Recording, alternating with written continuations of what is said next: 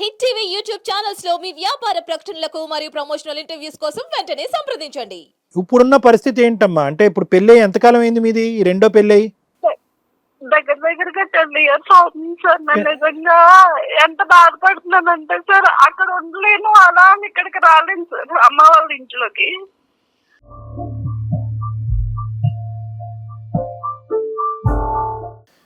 ఆ పాప 10th అయ్యిందండి. ఇప్పుడు డిప్లొమా తను ఇంటర్ చదివి బీటెక్ చదవమన్నారండి. ఆయన చదివిస్తాను, ఇంటర్ చదివి బీటెక్ చదవమని అన్నారండి. Okay okay. చిన్నప్పటి నుంచి ఈయన సంవత్సరానికి ఒకసారి 2 సార్లు అన్నట్టు కొట్టేయడం, అమ్మ వాళ్ళ ఇంటికి పంపించేయటం, అక్కడి నుంచి వెలసి 2 నెలలు పుట్టింట్లో ఉండడం, ఈ బాధలన్నీ చూసింది సార్ మా పాప. కాదమ్మా లలిత, 10 సంవత్సరాల నుంచి కొడుతున్నాడు తిడుతున్నాడు అంటున్నావు. ఇప్పటి వరకు బయటకు వెళ్ళి కేసు పెట్టడం కానీ ఎక్కడ ఏం చేయలేదా? నువ్వు ఇట్లా పడుతూనే ఉన్నావా? ఫస్ట్ అంతా కేసులు కోర్టులు అని తిరగడమే సరిపోయింది మేడం. అంతా కోర్టులు పోలీసులు ఇలా తిరగడమే. అప్పుడు మా నాన్నగారు ఉన్నారు కాబట్టి కూడా వచ్చేవారండి. ఇద్దరు ఆడవాళ్ళు. ఇప్పుడు పాప వయసు ఎంతమ్మా? డిప్లొమా చదువుతుందంటే పాపకి ఎంతమ్మా? 17? డిప్లొమా ఇప్పుడు జాబ్ వచ్చింది సార్. ప్రెసెంట్ ఒక 6 months అయింది సార్ జాబ్ వచ్చింది. ఆయన ఏమన్నారంటే అండి, నేను బీటెక్ చదివిస్తాను. పాప కూడా ఎప్పుడు ఒక రోజు నా దగ్గరకు వచ్చి ఉందామన్నా కూడా ఉండలేని పరిస్థితి సార్. నేనుండే ఇంటికి వచ్చి అక్కడ అమ్మ వాళ్ళ ఇంట్లోనే వదిలేసానండి చిన్నప్పటి నుంచి కూడా. అమ్మా ఆడు ఇప్పుడు బీటెక్ చదివిస్తేనేంటి, ఐఏఎస్ చదివిస్తేనేంటి, వాడి దయదాక్షిణ్యాల మీద ఇంకెంతకాలం ఈ నరకాన్ని చూస్తారు? పాప డిప్లొమా చేసుకుని ఉద్యోగం చేసుకుంటుంది కాబట్టి రేపొద్దున పార్ట్ టైం ఏదైనా కట్టుకుని ఇంకోటి ఏదైనా చదువుకుంటుంది. ఫస్ట్ ఇందులోంచి బయటపడి నీ బిడ్డతో పాటు నువ్వు ఉండొచ్చు కదమ్మా. దానికి నేను కూడా అక్కర్లేదు, నా కొడుకుని పిలిచి అడిగినా కూడా ఇదే చెప్తాడు వాడు, చిన్నపిల్లడు. ఉండొచ్చు సార్. అంటే ఇప్పుడు ప్రెసెంట్ ఉండే అమ్మాయి జాబ్ 6 months అయ్యేది, డిప్లొమా బేస్ మీద వెళ్ళింది కదా సార్. శాలరీ చాలా తక్కువ సార్. ఈ లోపల నిన్ను చావుబాదులు బాధి చంపేస్తే రెడీయా నువ్వు?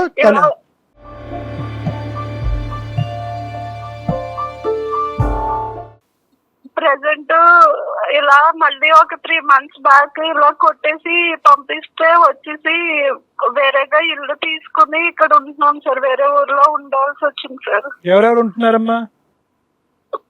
అమ్మ నేను ఉంటున్నాం సార్. పాప హైదరాబాద్ లో జాబ్ చేస్తుంది సార్. కాదు, ఇప్పుడు మీరు ఊర్లో ఉంటున్నారమ్మా? అమ్మ వాళ్ళ ఊర్లోనే ఉంటున్నాం. మరి పాప హైదరాబాద్ లో ఉంది. ఇప్పుడు ఏంటి నెక్స్ట్ ఏంటి? ఇప్పుడు ఏం చేద్దాం అనుకుంటున్నారు? కేసు అది పెడదామంటే సార్, ఇలా ఫస్ట్ అంతా ఇలానే అయ్యింది కదా.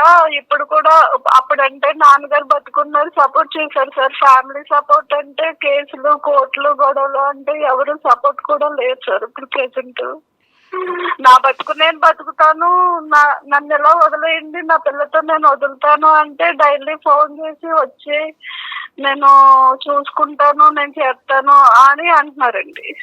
నేనేమి రావద్దనట్లేదు కదా, నువ్వు వచ్చి నేను బాగానే చూసుకుంటాను అని చెప్పేసి అంటారు సార్. కదమ్మా, ఏమైనా అలవాట్లు ఉన్నాయమ్మా అతనికి? తాగుడు గీగుడు ఇలాంటి అలవాట్లు ఏమైనా ఉన్నాయా?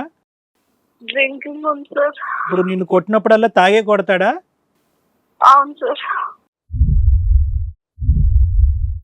నా దగ్గరికి ఏమన్నా ఒకసారి కాదు, నా దగ్గరికి ఏమన్నా ఒకసారి తీసుకురావాలంటే వస్తాడా? ఆ తాగుడు గట్ట మానిపించి కొద్ది గట్టిగా కౌన్సిలింగ్ చేస్తే ఏమైనా మారుతాడేమో చూద్దాం. ఒక ఆఖరి ప్రయత్నం. ఊళ్ళో నేను చాలా పంచాయతీల్లో ఇక్కడ ఊళ్ళోనే ఇలా జరుగుతుంది, ఇలా కొడుతున్నారు, ఇలా చేస్తున్నారు అని చెప్పి ఊళ్ళో పెద్ద మనుషులు ఉంటారు కదా సార్, వాళ్ళ దగ్గరికే వెళ్ళి ఇలా జరుగుతుంది ఒకసారి మీరు వచ్చి మాట్లాడండి అంటే 2-3 అలా మాట్లాడారండి. తర్వాత ఇంకా అస్తమానం ఎలా జరుగుతుంది, నువ్వేం చేసుకుంటావో చేసుకో అమ్మా, మా వల్ల ఏమీ అవ్వదు. ఆయనకండి ఆస్తులు అవన్నీ చాలా ఉన్నాయి సార్. ఏదైనా నాకు వెనకాల ఏదో ఆధారం లేదు కదా, అన్ని ఇలాగే చేస్తున్నాను కదా, నాకు ఏదైనా ఆధారం ఎంతో కొంత పొలం రాయండి అని అడిగాను సార్. అడిగితే ఆవిడ చనిపోయినప్పుడు పిల్లలకి ఏదో కొంచెం పొలం మొత్తం పిల్లల పేరే రాసేసారు, ఏమి నా పేరేమీ లేవు, నీకు ఇవ్వడానికి ఏమి లేవు, నేను చచ్చిపోతే కనుక అంటే లారీ ఉన్నదండి, వెహికల్స్ ఉన్నాయి, అట్ల మీద చనిపోతే ఆ ఇన్సూరెన్స్ వస్తుందా, ఇన్సూరెన్స్ పెట్టి బతకడమే తప్ప నీకేమీ లేదు, ఇంకా నేను నీకేమీ రాయను, ఏమీ చూడను, ఉంటే నేను ఇప్పుడేమో చదివించడం కూడా నేను చదివించడం వల్ల పిల్ల ఉద్యోగం చేస్తుంది. ఆ డబ్బులు అవన్నీ నాకే, నేను చదివించిన బట్టే కదా నువ్వు బతకగలుగుతున్నావు, ఆధారం ఉన్నదని ఇలా చేస్తున్నావు, లేకపోతే నా దగ్గరకు వచ్చేద్దు నువ్వు అని చెప్పేసి రోజు టార్చర్ అండి. నాకు అర్థమైందమ్మా, నేను చెప్తాను, నేను చెప్పినట్టుగా నువ్వు చేయడానికి ట్రై చేయమ్మా. లలిత వింటున్నావమ్మా? వింటున్నాను. నా మాట క్లియర్ గా వినిపిస్తుంది కదా? వినిపిస్తుంది. రైట్, ఓకేనమ్మా. ఇక్కడ నీకు ప్రధానంగా ఏంటంటే నీ వైపు ఎంతో కొంత కాదు, చాలా బలమైనటువంటి లీగల్ కేసే ఉంది. నేను లీగల్ పర్సన్ కాకపోయినా, నేను డాక్టర్ అయినా కూడా నాకు తెలిసినటువంటి కొద్దిగా మిడిమిడి జ్ఞానం బట్టి నేనేమనుకుంటున్నానంటే, ఇప్పటికీ అప్పుడు పోరాటంతో ఈ పోరాటం పోల్చొద్దు. ఇది కూడా ఒక పోరాటమే, తప్పదు. నీకు వయసు ఉండి ఓపిక ఉండి నీ పిల్ల చదువుకుంటుంది కాబట్టి ప్రతి పోరాటానికి, లీగల్ పరమైనటువంటి పోరాటానికి డబ్బులు ఖర్చు పెట్టవలసినటువంటి అవసరం లేదు. నాకు తెలిసినంత వరకు ప్రతి చోట legal help, legal services authority LSA అని చెప్పి ప్రతి ఫ్యామిలీ కోర్టులో ఉంటుంది. వాళ్ళని వెళ్ళి కలవచ్చు, వాళ్ళ ద్వారా ఫ్రీగా సంప్రదింపు తీసుకుని నీ కేసును ఫైట్ చేయమని చెప్పచ్చు. వాడు మీకు రూపాయి పావలా కూడా ఇవ్వడు. ఎందుకు అంటే కనుక నిన్ను తన దగ్గరికి రాబట్టాలి అని అనుకునేటటువంటి వ్యక్తి నీకిస్తే కనుక నువ్వు ఎగిరే పావురం అయిపోతావు కాబట్టి నీకు ఇచ్చేటటువంటి ప్రయత్నం చేయడు. అతనికి ఎక్కడా కూడా దయాదాక్షిణ్యాలు, మానవత్వం అనేటటువంటిది లేదని నాకు తెలుస్తుంది. ఆడవాళ్ళు అంటే కనుక వాళ్ళ కుటుంబ సమేతంగా అందరికీ కూడా చిన్న చూపే. మీరందరూ కేవలం ఇంకొక పనికి వాడేటటువంటి వ్యక్తులుగానే మిమ్మల్ని చూస్తారు, కానీ ఆడదానికి ఇచ్చేటటువంటి మర్యాద, విలువ అనేటటువంటిది ఆవగింజంత కూడా వాళ్ళలో లేవు అన్నది నాకు అర్థమవుతుంది. అటువంటి వ్యక్తి రేపొద్దున నిన్ను వస్తాడు, కాపాడుతాడు అనే ఆలోచన నుంచి నువ్వు ఎప్పటికైనా బయటపడ్డావు, సంతోషం. ఎందుకంటే ఇటువంటి వ్యక్తి నీ జీవితంలో ఉండగా నీ పిల్లకు కూడా భయంకరమైన సంబంధాలు వస్తాయి. ఆ అమ్మాయి తన కాళ్ళ మీద తను నిలబడలేదు, ఆ అమ్మాయికి ఆ ధైర్య సాహసాలు సరిపోవు. సో ఇప్పుడు నువ్వు ఇందులోంచి బయటపడటం వల్ల ఈరోజు నీ ప్రాణాలు, నీ బిడ్డ ప్రాణాలు దక్కటమే కాకుండా నీకు ఒక గౌరవము, అలాగే నీ బిడ్డకు ఒక మర్యాదపూర్వకమైనటువంటి ఒక చక్కటి సంబంధం రావడానికి అవకాశం ఉంది. ఇక్కడ ఫైట్ చేయటం అనేది తప్పదు. లేదు సార్, నాకు ఓపిక లేదు, నేను ఫైట్ చేసేటటువంటి అవకాశం లేను, నేను డిప్రెషన్లో ఉన్నాను, నేను విసుగు వేసారిపోయానంటే కనుక అతన్ని కౌన్సిలింగ్ చేసి మార్చడం అనేది కూడా ఇంపాసిబుల్. ఎందుకంటే కనుక ఇలాంటి వ్యక్తులు మనుషుల్ని సూసైడ్ వరకు ప్రేరేపించి ఆ స్థాయిలో హింస పెట్టేటటువంటి వాళ్ళు ఏ పరిస్థితి వరకు వాళ్ళు మానసికంగా మారుతారు అనేది సైన్స్ కూడా చెప్పలేనటువంటి ఒక ప్రశ్నార్థకమైనటువంటి అంశం. సో అది కూడా తీసి పక్కన పెడదాం, ఆప్షన్ కూడా క్లోజ్ అయిపోయింది. ఎందుకంటే ఊరు పెద్దలు కౌన్సిలింగ్ చేసినా చేయకపోయినా కొన్ని సందర్భాల్లో సైంటిఫిక్ పరమైనటువంటి కౌన్సిలింగ్కి కొంతమంది లొంగుతారు, కానీ అందులోంచి మీ హస్బెండ్ని ఎక్స్క్లూడ్ చేయాలి, ఎందుకంటే ఈ మనిషి మారడు. మూడో అంశం ఏంటంటే నేను చెప్పేది, లేదు సార్ నాకు ఓపిక లేదు అంటే కనుక ప్రాణాలకు మించి, ప్రశాంతతకు మించినటువంటి డబ్బు, ఆస్తి ఏముంది? అవును, మీకు ఒక దిక్కు అనేటటువంటిది ఉంది అంటే కనుక అతని పోషణ మీదే ఇంతకాలం మీరు ఆధారపడ్డారు. కానీ ఈరోజు మీ అమ్మాయి ఉద్యోగం చేసుకుంటుంది కాబట్టి ఇప్పుడు 6 నెలలు అయినా కూడా, ఈ రోజు కాకపోయినా రేపైనా కూడా తన ఉద్యోగ పరిస్థితి అనేటటువంటిది ప్రమోషన్ల రూపానో లేదంటే పై చదువులు చదవటం వల్ల ఇంకా ఆర్థికంగా ఆ అమ్మాయి స్థిరపడటానికి అవకాశం ఉంటుంది. మీ సమస్యలు అనేది అంటే ప్రధానంగా ఆర్థిక పరమైనటువంటి సమస్యలు తాత్కాలికమే. ఈ లోపల మీ అమ్మాయి సెటిల్ అయ్యి పెళ్లి చేసుకునే లోపల నీకంటూ ఏదో ఒక ఉద్యోగం లేదంటే నీకంటూ ఏదో ఒక పని కల్పించుకోవడానికి ప్రయత్నం చేయమ్మా. నీకు ఎటువంటి జబ్బులు లేవు, 2 కాళ్ళు 2 చేతులు పనిచేస్తున్నాయి. ఏ ఇంట్లో అన్నా ఒక వంట మనిషి కిందో ఇంకొక పని చేసుకోవచ్చు, సిటీకి వచ్చి బోల్డ్ అని ఉపాధి అవకాశాలు ఉన్నాయి ఇక్కడ కూడా. సో నేను అనేది ఏంటంటేనమ్మా, నిజంగా నా ఫస్ట్ ఆప్షన్ ఏంటంటే ఆ పోరాటం ఈ పోరాటానికి ముడిపెట్టద్దు. లీగల్ సర్వీసెస్ అథారిటీకి వెళ్ళి మీ కేసు ఫైల్ చేసి ఎంతవరకు పోరాడగలిగితే కనుక అంతవరకు ఒక పోరాటం చేయండి, అది ఫ్రీగానే జరుగుతుంది. నెంబర్ 1.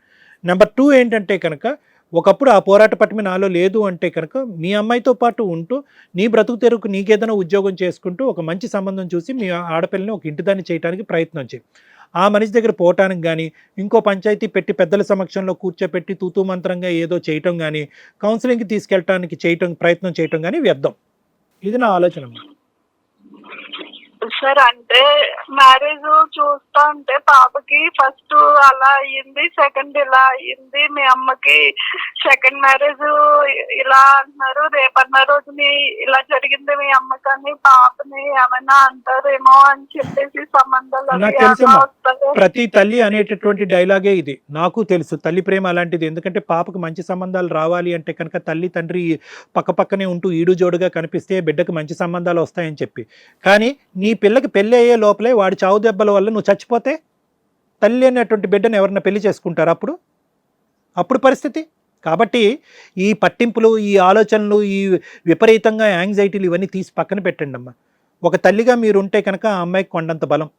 ఈరోజు మీరు మానసికంగా శారీరకంగా బలంగా ఉండి ఇటువంటి అతనుంటేనే నా బలం, అతనుంటేనే ప్రపంచం, అతనుంటే కుటుంబం, అతనుంటేనే నా కూతురికి మంచి సంబంధం వస్తుంది, ఈ ఆలోచన నుంచి బయటపడండి తల్లి, దయచేసి చెప్తున్నా. ఈరోజు ఆ అమ్మాయి చదివే ఆ అమ్మాయి బలం, ఆ అమ్మాయి వ్యక్తిత్వమే ఆ అమ్మాయి బలం, మీ పెంపకమే ఆ అమ్మాయి బలం. ఈ 3 బలాలు ఉపయోగించుకుని ఖచ్చితంగా మంచి అబ్బాయి వస్తాడు ఆ అమ్మాయి. ఎందుకంటే ఈ అనుభవాలు బట్టి ఆ అమ్మాయి కూడా తప్పటడుగు ఏదో అనేటటువంటి ఆలోచన నాకు ఉంది. ఆ అమ్మాయి కృషితో నాస్తి దుర్భిక్షం. ఆ అమ్మాయి చాలా కష్టపడుతుంది. ఆ అమ్మాయిని అలా ముందుకు పోనీయండి. పెళ్లి అనే ప్రస్తావన చాలా దూరం మాట. ఈ లోపల మాత్రం అటువంటి పిచ్చి ఆలోచనలతో ఈ మనిషితో కాంప్రమైజ్ అయ్యి మళ్ళీ వెనక్కి వెళ్ళే ప్రయత్నం చేయొద్దు. హిట్ టీవీ యాప్ ని డౌన్లోడ్ చేసుకోండి. ఇందులో short news, live news, entertainment movies అన్ని అవైలబుల్ గా ఉన్నాయి. Please download Hit TV app. Hit TV app hit TV యాప్ని ఫ్రీగా డౌన్లోడ్ చేసుకోండి.